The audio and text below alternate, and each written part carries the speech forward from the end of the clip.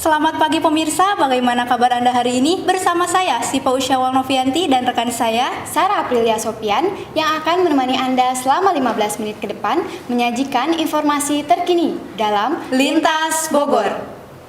Berita utama hari ini adanya perubahan cuaca ekstrim di wilayah Bogor yang sangat berpengaruh bagi kehidupan masyarakat. Saat ini kami sudah terhubung dengan reporter kami yang berada di kantor Badan Meteorologi, Klimatologi, dan Geofisika atau yang biasa dikenal dengan sebutan BMKG. Untuk mengetahui informasi lebih lengkap mengenai seputar cuaca, rekan kami Raihan Herdia yang akan menyampaikan informasinya untuk Anda.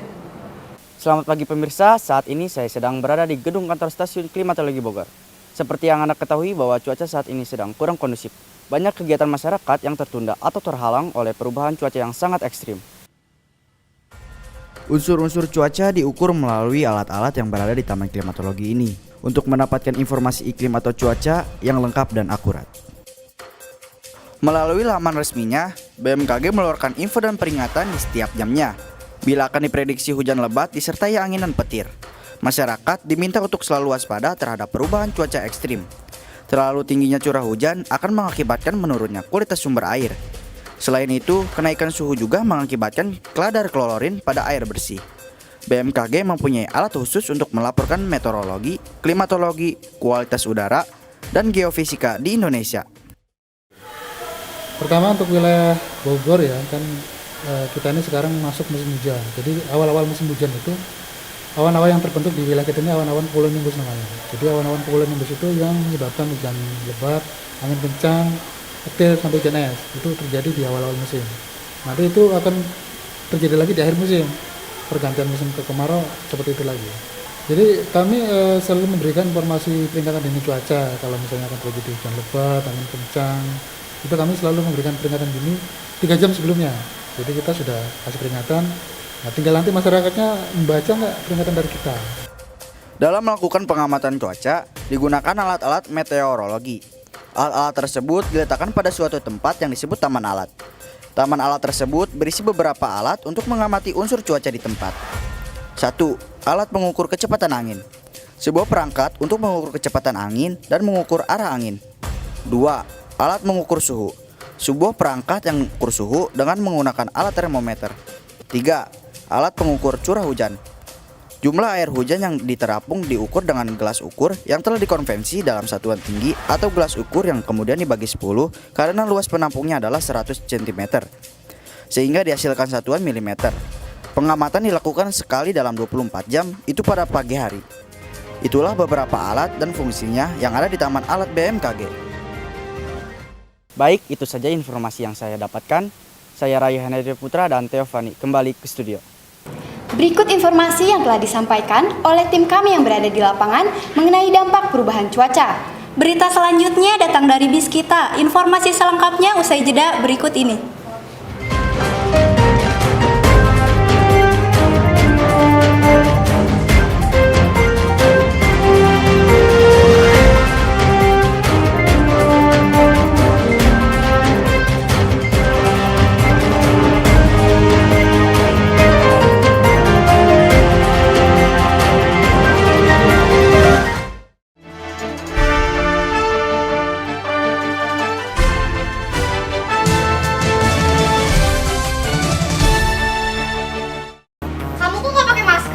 Iya enggak, emang kenapa? Sekarang kan lagi musim pandemi. Nih buat kamu. Makasih ya. Melihat banyaknya kasus yang terjadi di Indonesia, kita harus menjaga protokol kesehatan dengan mematuhi 3M, yaitu menjaga jarak, memakai masker, dan mencuci tangan. Di masa pandemi ini, siap-siap aja gak cukup. Ayo kita jaga protokol kesehatan.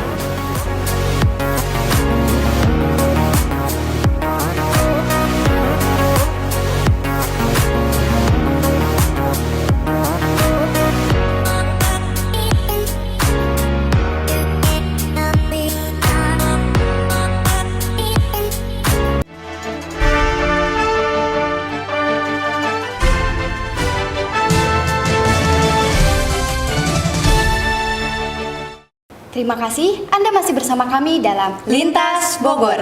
Berita selanjutnya datang dari BIS kita yang rencananya akan menjadi pengganti angkutan umum untuk aktivitas masyarakat sekitar. Bus kita Transpakuan ini sudah beroperasi sejak Selasa 2 November 2021. Bus ini merupakan hasil kerjasama Pemda Kota Bogor dengan Badan Pengelola Transportasi Jabodetabek. Saat ini sudah ada rekan kami, Iksan Maulana, yang akan melaporkan langsung dari stasiun Ciparigi. Baik, terima kasih kepada rekan saya Sipa dan Sarah yang sedang berada di studio. Pemirsa, kali ini saya sedang berada di tempat pengoperasian bis kita. Bis kita ini diharapkan dapat memberikan kenyamanan dan kemudahan bagi warga Bogor. Rencananya, bis berukuran 3/4 ini akan melewati 16 halte pada 5 koridor yang melintasi rute stasiun Ciparigi, Warung Jambu, Ahmad Yani, Air Mancur, Flyover Marta Dinata, Merdeka, Jembatan Merah, serta stasiun Bogor. Mungkin dengan adanya bis ini, karena pemerintah mencanangkan dari 3 angkot itu merubah jadi 1 bus. Yang sudah terjalankan ini sudah 149 angkot yang diubah jadi 49 bus kurang lebih. Dan mudah-mudahan dalam tahun 2022 itu sudah jalan semua, ada 6 koridor bahkan sampai ke Ciawi. Seperti itu. Dampaknya sih bakal seperti memberikan kemudahan. Kalau kita kan biasa angkot-angkot ngetem ya. Di sini kita udah per jadwal. Jadi per 7 menit itu udah jalan gitu ya. Jadi mudah-mudahan memberikan suatu orang biasanya ngetem lama nih naik angkot. Jadi orang bisa naik ke bis ini bisa dapat apa sih kenyamanan yang dicari di situ, nggak perlu lagi nunggu lama harus ngetem seperti itu, dan pastinya bakal mengurangi kemacetan karena nggak ada yang ngetem. Sangat bagus dan juga udah mulai banyak perkembangan transportasinya, nggak kayak angkot kan panas terus juga rame, ini bisa jaga jarak. Jadi kalau untuk bis kita ini dia punya aplikasi itu namanya dengan bis kita. Jadi kan untuk aplikasi bis kita itu untuk mempermudah penumpang untuk mengetahui jalur rute ini kan yang berperjalan koridor 5 ya Pak, itu Ciparigi, Kota Bogor, stasiun Bogor ke Ciparigi. Nah nanti di aplikasi tersebut, jadi nanti kalau ketika kita ingin mengetahui tentang koridor 5 ya yang sedang berjalan, ini bisa diklik K5-nya. Nah, nanti di sini ada tampilan rute itu Ciparigi ke stasiun Bogor. Terus kalau nanti di zoom itu akan tampil rute pemberhentian dari Ciparigi ke stasiun Bogor maupun sebaliknya. Nah, di sini nanti kalau untuk mengetahui ini kan ada gambar bis. Ini bis-bis yang sedang beroperasional Ciparigi stasiun Bogor. Nah, untuk mengetahuinya ini dia bisa klik mobil, gambar bisnya tuh, dia akan mengetahui di mana letak bisnya itu sedang berada. Jadi penumpang itu nggak menunggu lama di halte. Sudah seminggu lebih bis kita ini beroperasi dan ternyata dampak bis kita ini sangat berpengaruh besar bagi kehidupan masyarakat. Untuk warga Bogor yang ingin mencoba bis kita ini, kalian jangan perlu bayar atau bisa dibilang gratis hingga akhir Desember nanti. Sekian informasi saya tentang bis kita Transpakuan. Saya Iksan Maulana dan Dandi Panca Santoso kembali ke studio. Berikut informasi yang telah disampaikan oleh rekan kami Iksan Maulana yang berada di stasiun Ciparigi. Setelah ini, kita akan kembali dengan rekomendasi tempat nongkrong khususnya untuk anak muda. Selengkapnya tetap di Lintas Bogor.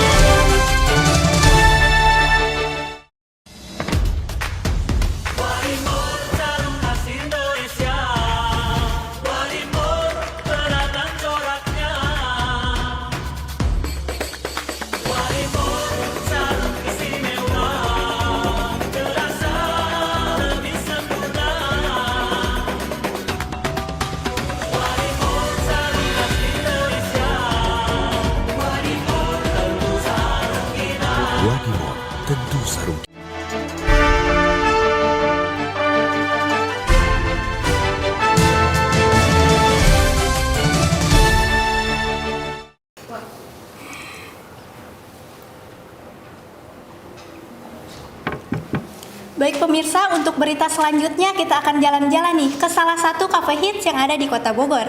Bagi kalian para anak muda pastinya sudah tidak asing lagi kan dengan yang namanya tempat nongkrong atau cafe. Tempat yang akan kita kunjungi kali ini yaitu Gebrak Cafe. Nah, saat ini sudah ada rekan kami, Muhammad Noval, yang akan mengajak Anda berkeliling di Gebrak Cafe.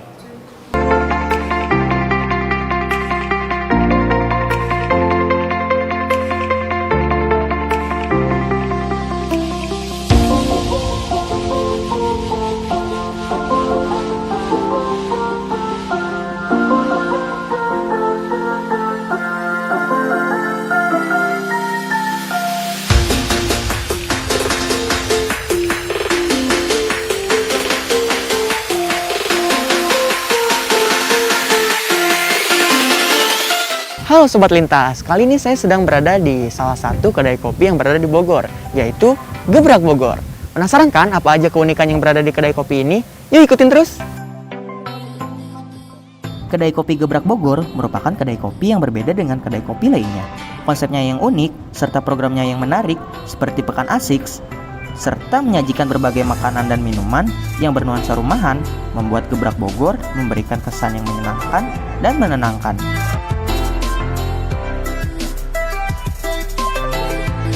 Oke, kali ini saya bakal mencoba mie malian khas dari kedai kopi Gebrak Bogor. Nah, sepertinya mie malian ini cocok banget buat kalian yang suka pedas deh kayaknya. Kita cobain ya.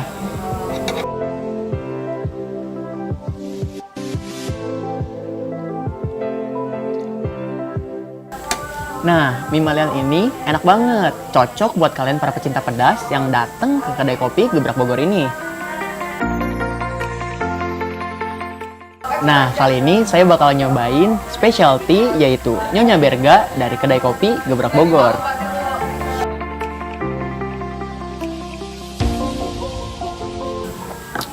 Nah, specialty ini merupakan teh bervarian rasa strawberry dan mangga khas dari kedai kopi Gebrak Bogor ini. Cocok banget deh buat kalian yang gak suka kopi tapi pengen ngopi di kedai kopi Gebrak Bogor ini. Nah, sekarang saya bakal nyobain menu best seller yaitu kopi susu khas Gebrak. Nah, kopi susu Gebrak ini cocok banget buat kalian yang gak suka kopi pahit tapi pengen ngopi. Karena rasa manis dan pahitnya itu pas banget. Cocok banget buat para kaum milenial yang mau ngopi di sini. Kedai kopi Gebrak Bogor ini memiliki berbagai varian olahan hasil pertanian, mulai dari kopi, teh, coklat, ataupun rempah. Bukan hanya itu, Gebrak Bogor juga menjual beberapa menu makanan, mulai dari makanan ringan hingga makanan berat. Bahkan, berbagai jenis minuman juga tersedia di Gebrak Bogor ini.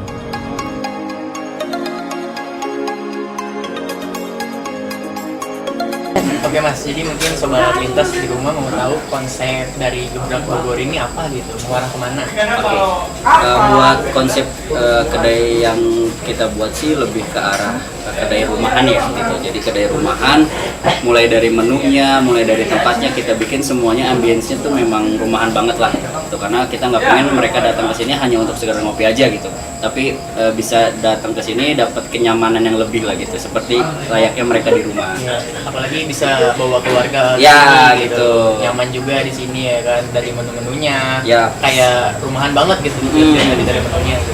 Jadi gitu guys konsep dari kedai kopi Gebrak Bogor ini. Nah mungkin juga teman-teman di sini banyak yang nanya mungkin keunikannya apalagi sih selain konsep sama menu-menunya.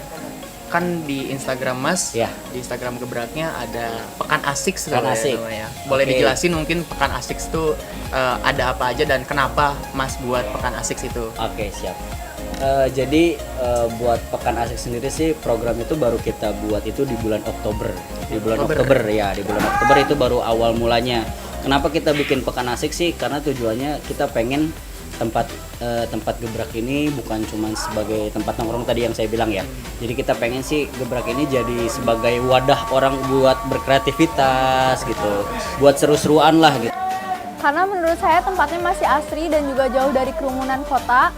Terus abis gitu makanannya juga enak, harganya juga terjangkau.